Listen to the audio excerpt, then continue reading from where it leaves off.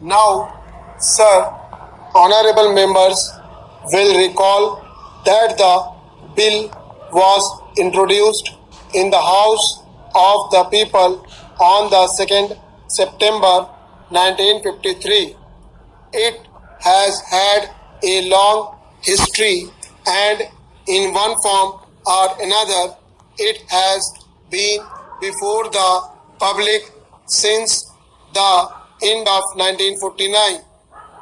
In the statement of objects and regions, the various stages through which the bill has passed since 1946 have been summarized, and I need not recapitulate on this occasion the circumstances in which the then Government of India took the decision in early 1946 to initiate an inquiry into the reform of our company law.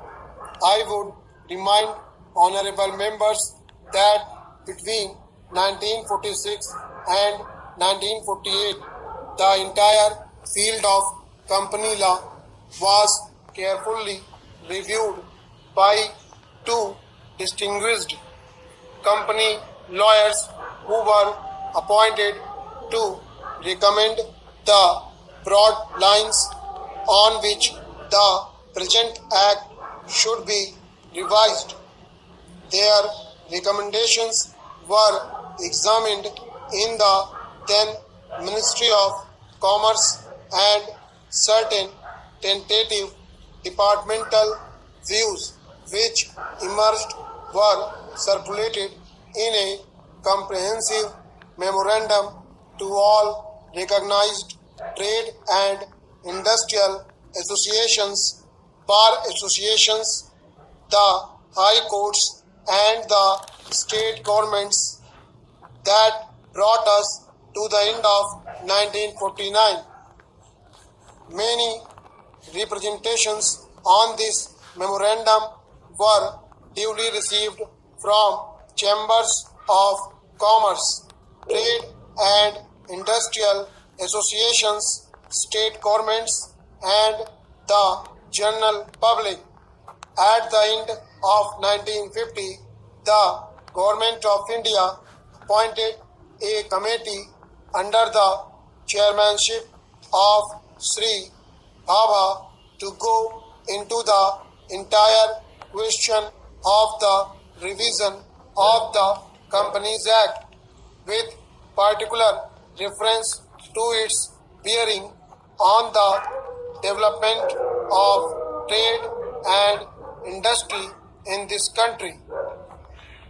This committee examined a large number of witnesses in many parts of the country and submitted its report in March 1952.